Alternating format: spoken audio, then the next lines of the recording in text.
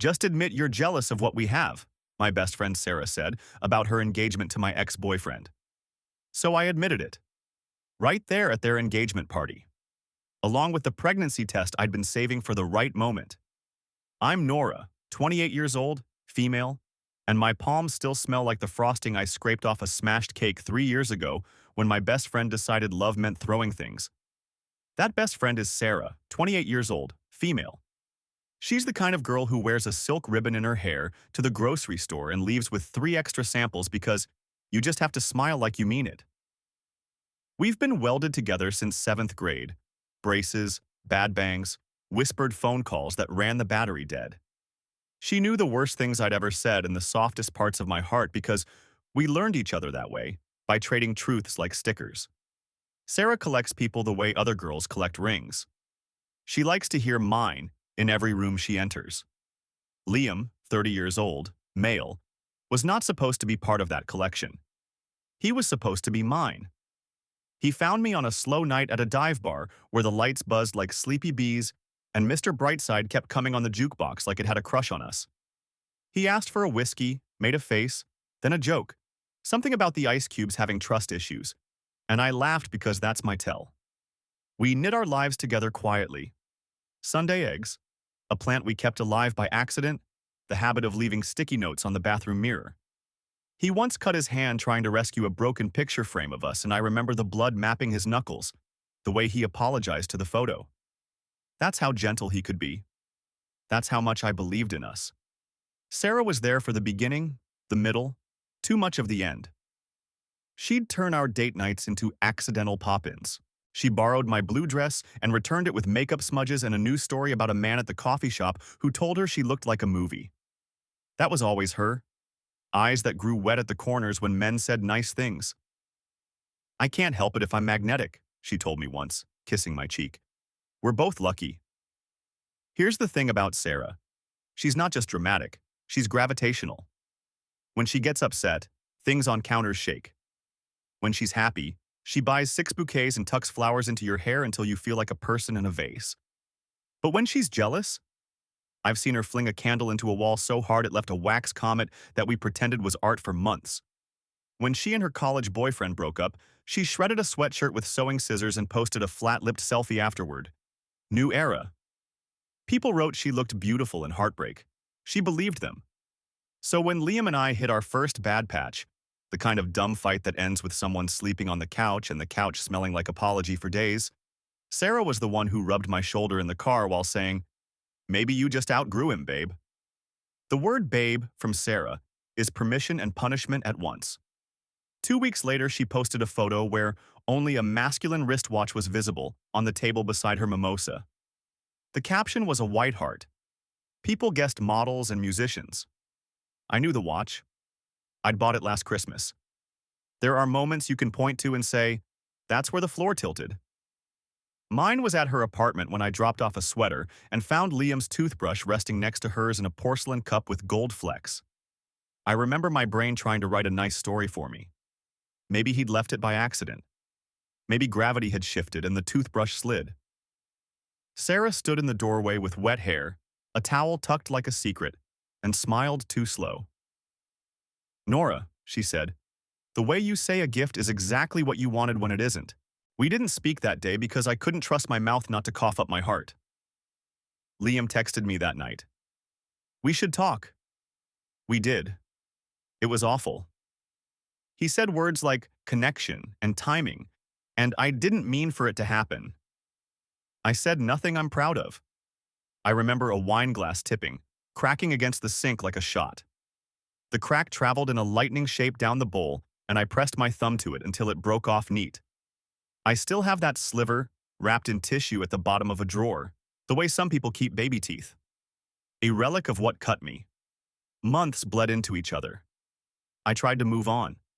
I threw myself into work, into yoga poorly, into dating apps like a hobby you do once and pretend you've done for years.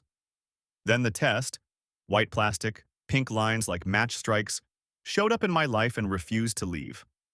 I tucked it into an old glasses case, then back into its box, then into the zip pocket of my purse like it was a passport to a place I couldn't name yet. I promised myself I'd choose the right moment. I rehearsed words in the mirror and wiped them away with my sleeve because who practices telling the truth?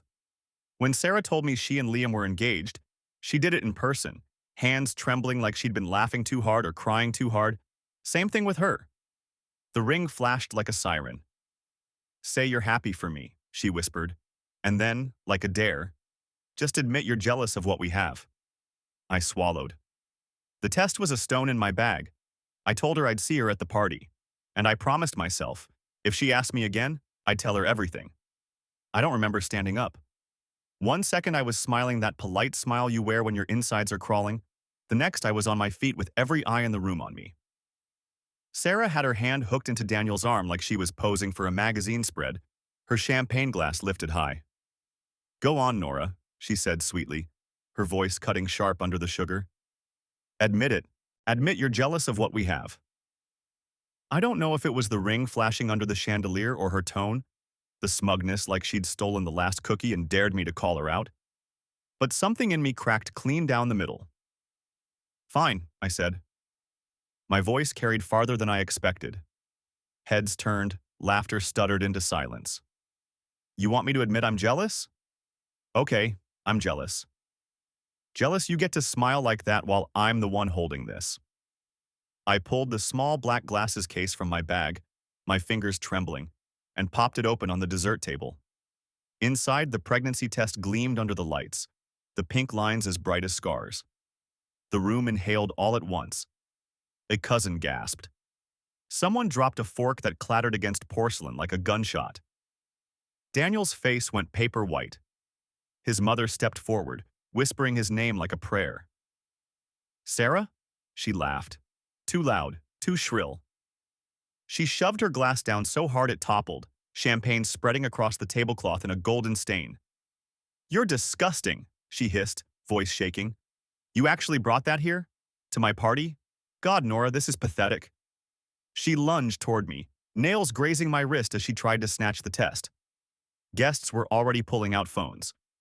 Someone gasped, "Is she serious?" And another muttered, "Holy shit." I yanked my hand back, but Sarah wasn't done. She grabbed the glasses case, flung it toward the floor. It popped open again on impact, the test skittering across the polished wood like it had a mind of its own. Daniel bent down, slow, mechanical, picked it up with both hands like it might burn him. "She's lying," Sarah shrieked. Her hair was coming undone, her voice cracking. "She's just jealous. She's trying to ruin this. Daniel, say something." But Daniel didn't. He just stared at the test, his lips moving like he was counting the lines. His mom's hand landed heavy on his shoulder, steadying or maybe restraining him. The silence was brutal, the kind where you hear everything. The buzz of the chandelier, the hum of someone's phone recording, Sarah's ragged breathing. "Looks real to me," someone near the back muttered, and the crowd rippled with whispers. Sarah turned on me again, wild-eyed. "You've always wanted him back. You can't stand that he chose me. You made this up?" "I didn't make it up," I said, and for the first time that night my voice was calm. My legs were shaking, but my words weren't. "And I didn't ruin your party, Sarah. You did. The second you decided my life was yours to take pieces from."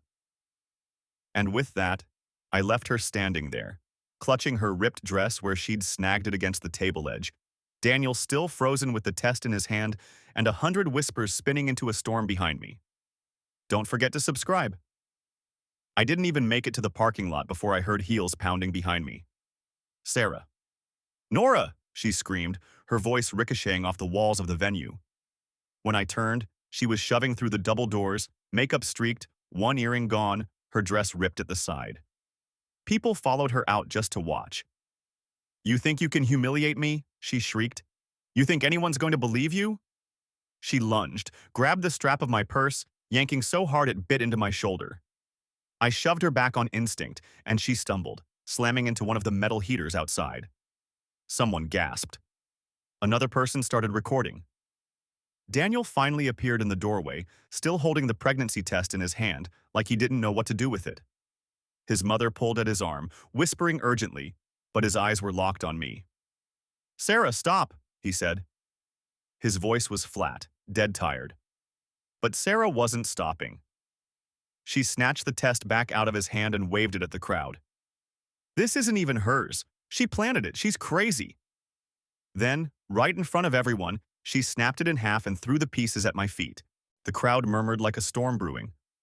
One of Daniel's cousins bent down, picked up a piece, and said loudly, "That doesn't change the lines." The whispers grew louder. Phones were still up. I turned and walked away. This time, she didn't chase me. Daniel's mom had her in a death grip, trying to drag her back inside. I could still hear Sarah's screams echoing across the lot. By the time I got home, my phone was vibrating nonstop. Messages from mutual friends. What the hell just happened? Screenshots from Instagram stories. A shaky video of Sarah grabbing me. Another of her breaking the test. Her face twisted in rage. Mascara streaked down her chin. Comments already pouring in. And then the calls started. Unknown numbers. Sarah's friends spitting venom, calling me a liar, a slut, a homewrecker. One even said I was trying to trap Daniel with a baby. Around midnight, the banging on my door started. First soft, then harder, until the frame rattled. Sarah's voice, slurred this time. She'd been drinking more after the party. "Open up, Nora," she screamed. "You don't get to ruin my life and just walk away. Let me in or I swear I'll—" The door shook under her fists. I grabbed my phone and started filming, my heart in my throat. When the neighbor's lights flicked on, she finally staggered back to her car, kicked my trash can so hard it toppled into the street, and peeled off. The video uploaded itself to the group chat before I even finished shaking. Half an hour later, someone had posted it online. And just like that, Sarah's engagement party had turned into a public circus. By morning, my phone was radioactive. 47 missed calls, dozens of messages, some from numbers I didn't even recognize. My cousin sent me a screen recording from Facebook. Sarah had gone live at 3 a.m., eyes wild, hair half out of place, ranting about how I'd stalked her relationship for years and faked a pregnancy to stay relevant. Thousands of views, comments split between calling her out and egging her on. I muted everything and went to work, but that didn't save me. By lunch, a coworker pulled me aside. Nora? You're trending?" She showed me her phone. Videos from the party and my door were stitched together under captions like "Bridezilla attacks pregnant ex." People were arguing in comments like they were on jury duty. Then came the messages from Daniel. Short, clipped. "We need to talk. Did you do this to punish me? My mom wants to meet with you." Sarah, meanwhile, wasn't slowing down. She plastered Instagram with filtered photos of the two of them kissing, captions like, "True love is worth fighting for," "Loyalty test." Except half the comments were clown emojis and people tagging the video of her screaming at my door. That night, it got uglier. My car. Parked right under the streetlight, and someone carved "liar" into the hood, deep enough to bear the metal. My stomach dropped as soon as I saw it. Neighbors heard the alarm around midnight but didn't catch who. I didn't need proof. Sarah had always been theatrical, but this was her next level. I called the cops. They took photos, shrugged, said they'd file a report. When I mentioned Sarah, one officer smirked. "The internet bride? Yeah, we've seen the videos." His tone was equal parts pity and entertainment. Meanwhile, Daniel's family pushed harder. His sister messaged me privately. "For what it's worth, I believe you. Mom said she saw the lines. Don't let Sarah scare you into silence." That text sat in my phone like a lifeline. The final straw that week was the email. From Sarah herself. Subject line: "Admit you lied or I will destroy you." Attached were screenshots, my old text to Daniel, cherry-picked and cropped to make it look like I'd been begging him back. She threatened to post them. For the first time, I didn't cry. I laughed. Because those texts, I had the full versions. The ones where he begged me to forgive him after moving in with her.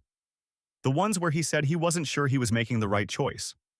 If Sarah wanted war, I had ammunition, and I knew exactly when to use it. Don't forget to subscribe. Update. Wow, I did not expect this to blow up the way it did. I posted thinking maybe a few people would tell me I wasn't crazy, maybe call Sarah out for being toxic, maybe give me advice about whether to even keep the baby. Instead, I woke up to hundreds of DMs, people sending me screenshots of Sarah's meltdown like it was a Netflix series. First off, thank you. Seriously, I was bracing myself to get torn apart for ruining an engagement party. But instead, most of you saw right through her act. Some of you even caught details I didn't, like how Daniel didn't defend her once in the videos. A few of you noticed his mom's face too. One comment said, "That woman looks like she just realized her future daughter-in-law is a grenade." Honestly, I can't stop laughing at that. But the support has been mixed with the backlash. Sarah and her crew have been working overtime trying to rewrite the narrative. She went on Facebook Live again, crying this time, saying I was weaponizing fertility. Her exact words. Like I'm some Marvel villain with a pea stick. The comments are split between people consoling her and people linking the video of her screaming at my door. That video has 40K views now. I didn't post it. Someone else did. Since then, things have escalated. My car was vandalized. Liar carved into the hood. I can't prove it was Sarah, but come on. She's unraveling and dragging everyone down with her. Daniel's family has reached out privately. His sister actually messaged me that she believes me, and his mom apparently wants to meet. I haven't agreed yet, but the fact that they're the ones reaching out says a lot. And then there's Daniel. He's been sending me clipped, panicked texts. "We need to talk. Did you do this to punish me?" Like he's still not processing what's in front of his face. He hasn't denied anything. He hasn't even asked if it's true, just if I'm doing this to get back at them. That tells me everything I need to know. Some of you told me to go full scorched earth. Some of you told me to disappear and cut contact forever. And honestly, both sound tempting. But there's one thing I haven't told anyone yet, not even Sarah, not even Daniel. Those cropped screenshots Sarah threatened to post? I have the full conversations. The ones where Daniel begged me to forgive him. The ones where he said, while living with Sarah, that he wasn't sure he'd made the right choice. If she wants war, I'll give her one. Just not the kind she expects. I didn't post the text myself. That would have been too easy, too expected. Instead, I screenshotted the conversations in full. Daniel begging me not to give up on him, saying he wasn't sure Sarah was the one, confessing that moving in with her felt like a mistake, and I sent them to one person, Daniel's sister. It took less than an hour before they were everywhere. She forwarded them to her mom, who sent them to her cousins, and from there, it spread like gasoline on a fire. By evening, the same group chats that had been mocking me were now roasting Sarah. People were circling key phrases in the screenshots. "I miss us," and "I feel trapped," and dragging her for flaunting a man who clearly still wanted me. Sarah's response was immediate and catastrophic. She stormed into Daniel's mother's house uninvited, screaming at her family for betraying her. I know this because Daniel's cousin filmed it from the staircase. The video showed Sarah throwing a framed photo of Daniel and his sister against the wall, glass shattering across the hardwood, while Daniel's mom yelled, "Get out before I call the police." That clip hit social media by nightfall. Now there were 3 viral videos: the party, my apartment door, and Sarah's meltdown in Daniel's family home. Her brand, as the golden bride-to-be, was officially in ashes. Daniel texted me again. "Why would you do this?" I didn't answer. He followed with, "You ruined everything." And all I could think was, no, Sarah did. I just stopped covering for her. The next morning, I walked outside to find another surprise. My car windshield had been smashed clean through, shards glittering across the seats. A single sticky note left on the dash. "This isn't over." I called the cops again. This time, they didn't smirk. They'd seen the videos now too. One officer even said, "Looks like you've got a case for harassment and property damage." They asked if I wanted to file a restraining order. I said yes. Meanwhile, Sarah went nuclear online. She started posting old selfies of us together with captions like, "This girl pretended to be my friend while sleeping with my fiancé." She tagged Daniel in every post, like she was trying to force him into defending her. Instead, he went dark. His entire profile vanished by the end of the day. By nightfall, my cousin sent me a final piece of gossip. The wedding venue had canceled their contract. Too much negative publicity, the email read. Sarah had apparently screamed at the coordinator over the phone, threatening to sue. The venue posted a vague but pointed statement about prioritizing safety at events. Sarah had wanted an audience. Now she had one, watching her unravel piece by piece. And I was only just getting started. I thought the smashed windshield would be the last straw. I was wrong. 2 nights later, I woke at 3 a.m. to the sound of my back gate slamming shut. I crept to the window and saw Sarah in the yard, barefoot, mascara smeared, holding something in her hands. She was tearing at my laundry line, yanking down sheets, ripping them in half like an animal. When I flicked the porch light on, she froze, then threw the shredded fabric at the grass and screamed, "You don't get to win," before bolting. I called the cops again, and this time they didn't hesitate. They pulled up within 10 minutes, took one look at the yard, and told me I needed cameras installed immediately. The restraining order hearing got pushed up. By morning, Sarah had already flipped the story online. She posted a shaky selfie video, red-eyed, voice cracking, claiming I'd invited her over, then threatened to ruin her. Her followers weren't buying it anymore. The comments were brutal, people asking why she was barefoot at 3 a.m., why she looked coked out, why she kept contradicting herself. But the real hit came later that day, at my job. I walked into the lobby of my office and there she was, waiting for me. Hair curled, dressed too bright for daylight, holding a manila folder like it was a weapon. She marched up, slammed it on the receptionist's desk. "Ask your precious Nora what kind of liar she is," she hissed, loud enough for everyone to hear. Inside were copies of those cropped texts she'd threatened to leak, along with printouts of my old social media posts, highlighted in neon like some kind of conspiracy board. Security escorted her out while she kicked the doorframe so hard it cracked. Half the office crowded at the windows to watch her screaming in the parking lot, clawing at her own hair. HR told me I wasn't in trouble. But the embarrassment? That was hers, not mine. By 5 p.m., one of my coworkers had uploaded a video of the scene to Twitter. "Imagine marrying this," the caption read. Meanwhile, Daniel finally broke his silence. He showed up at my door, looking wrecked, eyes hollow, jaw slack, smelling like whiskey. "I don't know what to do," he muttered. "She won't stop. She's not herself." I stared at him, at the man who chose her over me, who let this entire circus happen.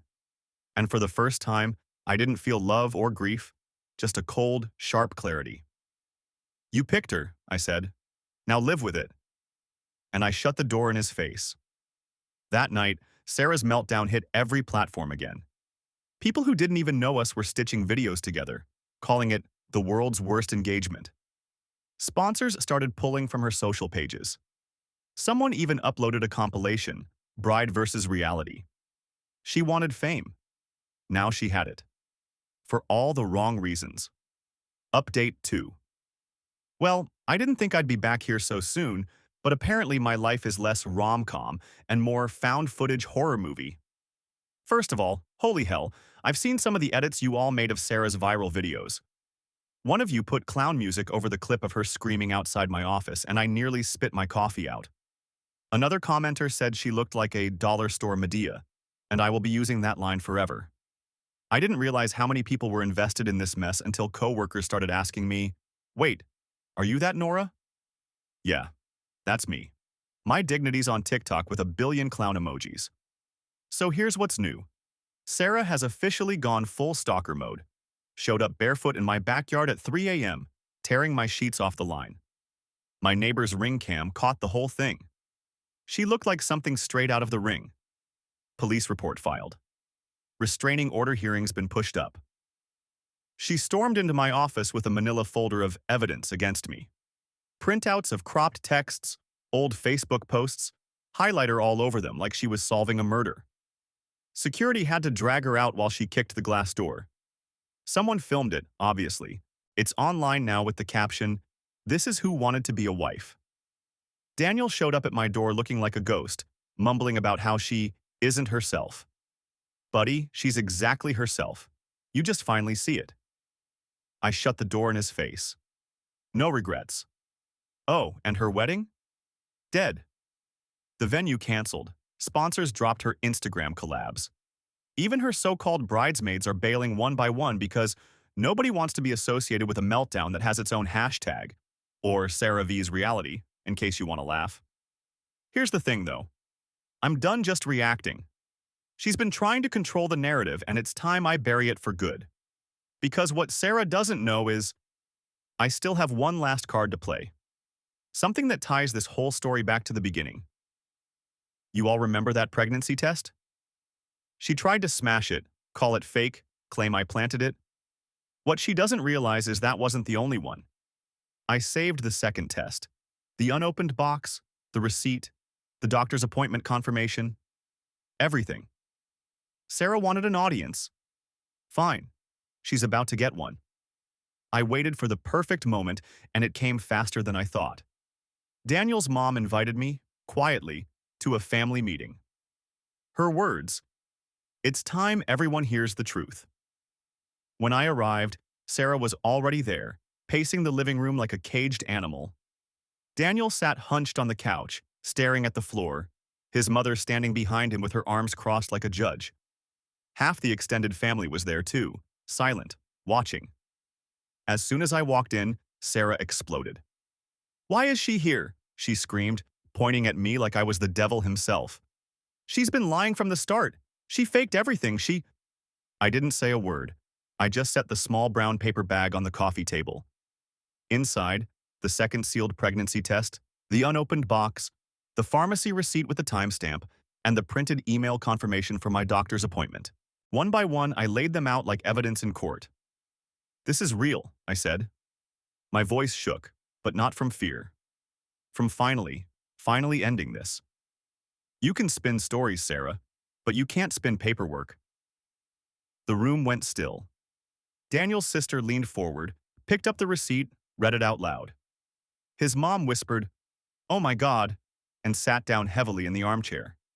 Sarah snapped. She lunged at the table, grabbed the box, and hurled it against the wall so hard it cracked open, foil wrapping spilling onto the carpet. "She's manipulating you," she shrieked, voice breaking. "She's jealous. She's always been jealous." Daniel finally looked up. His face was pale, his jaw trembling.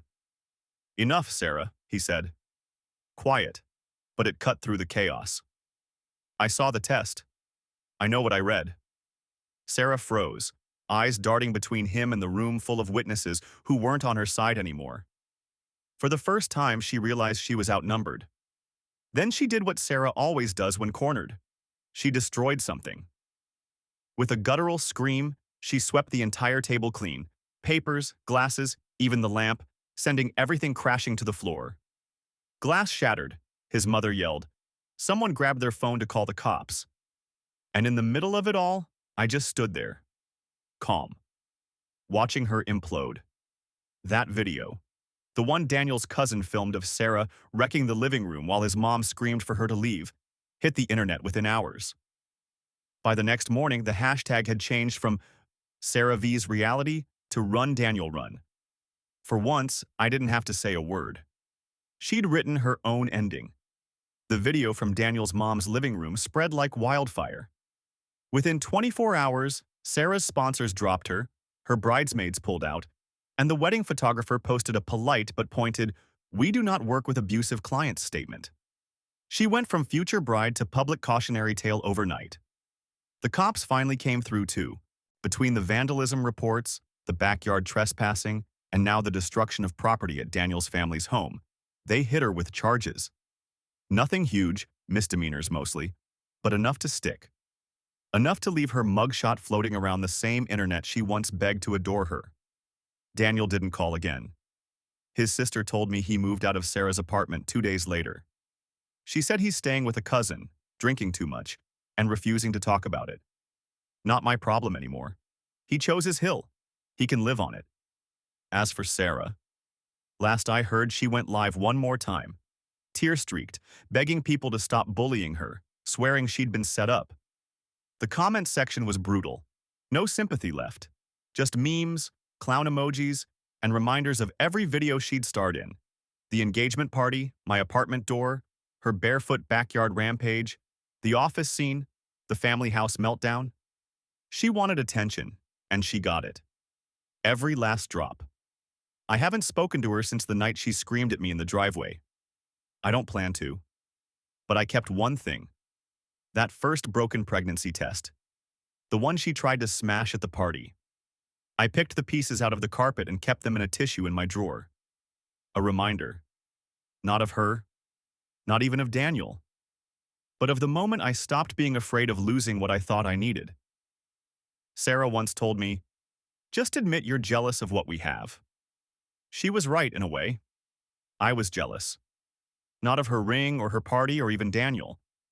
I was jealous of how easy she made it look to take whatever she wanted, no matter who it hurt. But in the end, she destroyed herself with that same hunger. And I didn't have to lift a finger. Closure, served cold.